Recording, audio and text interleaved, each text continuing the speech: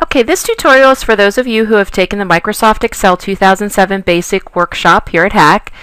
This tutorial covers the practice exercises at the end of Unit 3 and Unit 4. So I'm starting out here on page 3-22 in your workbook. The independent practice activity at the bottom of that page has 12 steps. First step is to open Practice Southern Sales and save it as My Practice Southern Sales. So I have Microsoft Excel open and running. I'm going to do an Office button open. In my student data folder, I'm going to open Unit 3 and look for the file called Practice Southern Sales. There it is. Going to select it, open it up, so that we have a file to fall back on should we make an error in this one. I'm going to come up and do a File, Save As, and I'm just going to put the word My in front of the file name and click Save. All right. Step number 2 says insert a row above row 10. So I'm going to zoom in a little bit here. I'm going to select row 10. There are a couple of different ways to insert rows and columns in Microsoft Excel. I think the easiest way is to select the entire row, which I've done here by clicking right on the row number, and then right-clicking anywhere within that selected row and choosing Insert. You'll notice that the inserted row always goes above the row that you were sitting on. So now I have a new row 10, and everything that was in 10 on down is now in 11 through rows 19. Step number 3 says copy the data for 2006 sales to the inserted row. So they would like us to copy A15 through E15 and place it into that new row 10 that we've just inserted. So I'm going to highlight or select A15 through E15. Not going to get the quarter headings here, just the data. I'm going to right-click on that selection, make a copy. Then I'm going to come up here into cell A10, make that my active cell, right-click and paste. So there we have it. Now, you guys know from class, or maybe you've forgotten, that the little marching ants are going to sit here until your next activity within Excel. So if you want to get rid of those marching ants or that scrolling marquee, you can press the Escape key. Step number 4, delete the row containing data for the sales year 2001. So that's row 5. Again, there are other ways to do this, but I think the most direct route is through a right click. So I want to get rid of row 5 in its entirety. I'm going to select the number 5. I'm going to right click anywhere within that selected row and choose Delete. That'll remove the content of prior row 5 and push everything upward within the worksheet. Step number 5 says in cell F5, enter a formula to calculate the total sales for 2002. So here's cell F5. Now we're still at this point working with formulas. And in our next few units we'll actually go into functions, but at this point we're still talking about addition. So I need to add together B5, C5, D5, and E5. So that's a formula. I'm in cell F5 where I want the answer to go. I'm going to put in an equal sign, and I'm going to take B5 and I'm going to add to it C5, add to that D5, and then lastly E5. There we have it. Going to enter that in. Now another way, aside from pressing enter, is when you finish a formula, you can come up here to the left of your formula bar and hit the enter check mark if you prefer to do it that way. I have a total of $66,360.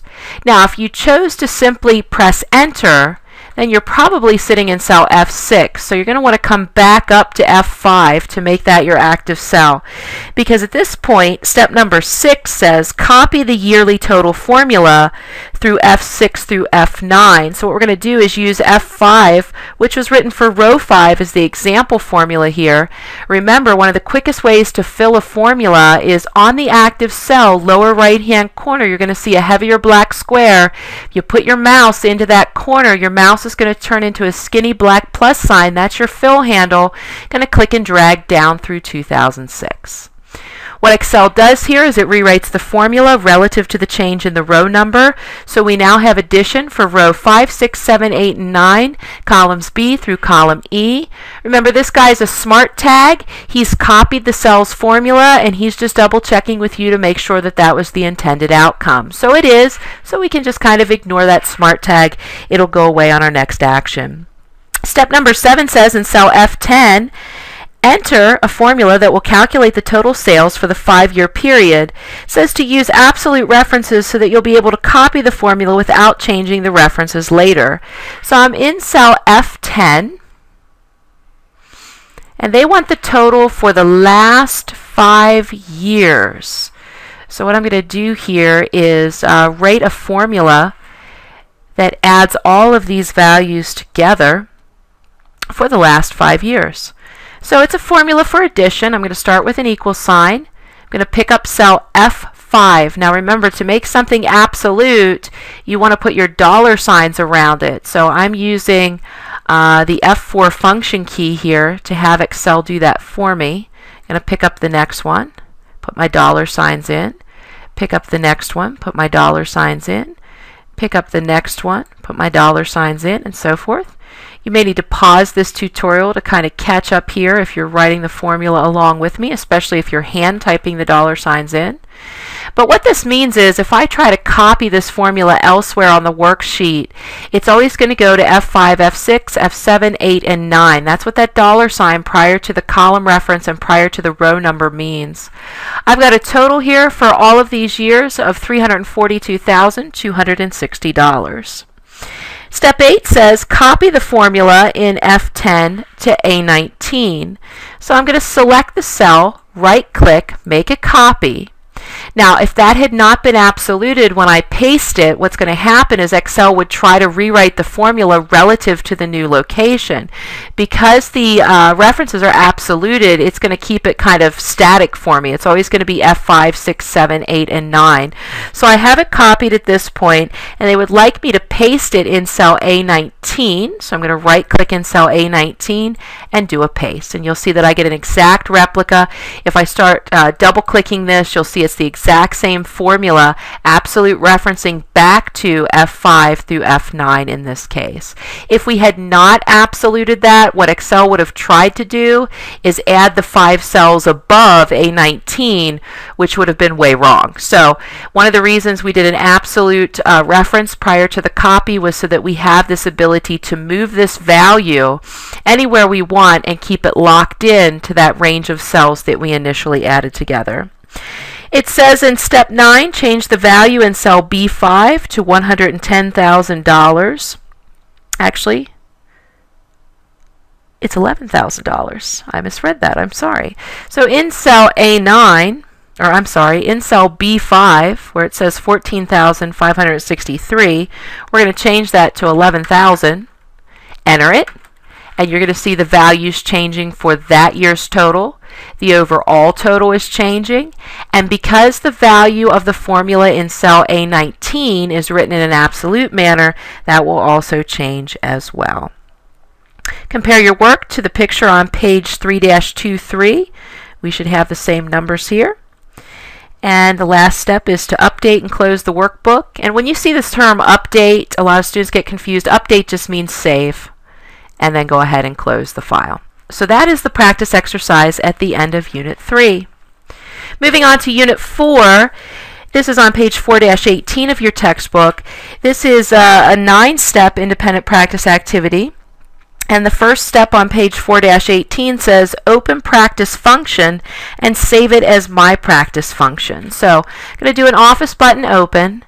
I'm still in Unit 3, so I'm going to jump up a level, go into Unit 4.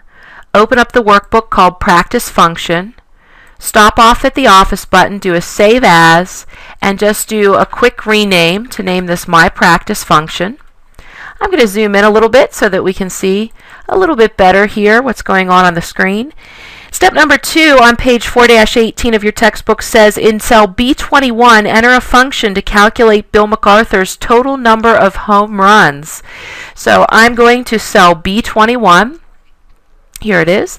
They want us to use the sum function to add together all of the home runs that this particular person has hit since 1992 to 2006. Using a formula would take quite a bit of time, so we're going to upgrade ourselves to using a sum function. All functions, like formulas, do start with an equal sign. I'm in cell B21 where I want the answer to go. All functions also have a name, and the name of this function is sum. All functions also have a set of open and closed parentheses, and in between those parentheses we build our arguments.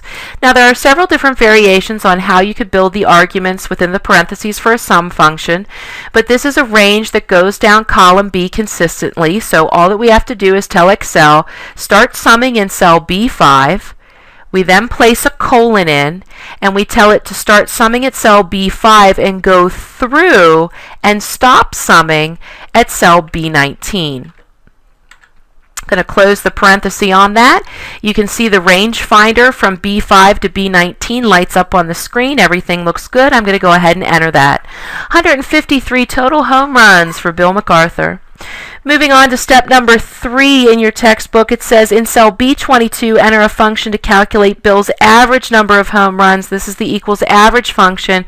It has the same setup as the sum function with the exception of the function name is average instead of sum. So I'm in cell B22, going to start with an equal sign. The name of the function is average. Again, I'm starting in cell B5 and I'm continuing through cell B19. So very similar to that of the setup of the sum function. The exception, of course, is when I press enter, Excel is going to tell me that per year, Bill MacArthur averages 10.2 home runs.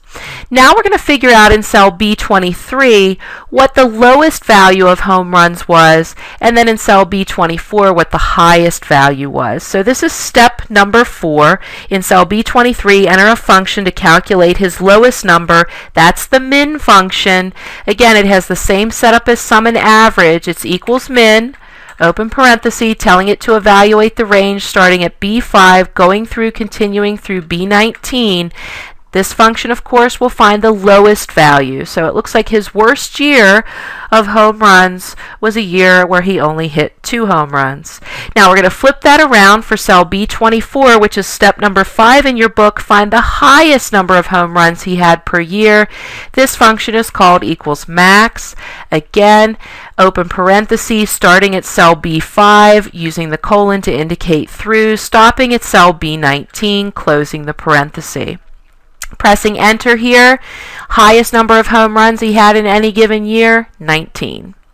Lastly, we're going to use a count function in cell B25 to figure out how many years has he actually played softball that he's actually had a value in his home run column. So this is step number 6. In B25, enter a function to count the number of years Bill has been hitting home runs. So, this goes back to what is the difference between count and count A, and what function do we use? And if you need a reference point, this is on page 416 in your textbook. If we use the count function, what the count function will do is only recognize cells that contain numbers. It will not count any cells that are blank or contain text. So in our case, the equal count function is perfect. So in cell B25, we're going to do equal count, open parenthesis, starting in cell B5, going through and including cell B19. And when I press enter, this is going to tell me that of all of those cells, Bill has hit a home run 15 times, 15 straight years. So it looks as though Bill has never had a year since 1992 through 2006 without hitting a home run. Yay, Bill. Okay, moving into step number 7 in the book, it says in cell G6, enter a formula to calculate how many home runs Bill needs to hit to tie Michael Lee's record. It says this will be the difference between the values in cell G5 and B21. So, okay, Michael Lee's total record is in cell G5. How many does Bill need to tie? So basically what we're doing here is we're finding the difference between Bill's total, which is 153. We're going to subtract that from Michael Lee's current total, which is 175. So here we go. In cell G6, simple subtraction, starting out with an equal sign, we're going to say take Michael Lee's number of 175, which is in cell G5, and subtract Bill's total, which is 153, which is in B21. How many home runs does he need to tie? 22 more home runs. Take a look at step number 8. It says compare your work to Exhibit 4-7 in your textbook, which is on page 4-19. Everything looks good. At this point, last step, update and close the workbook. So save it and close it.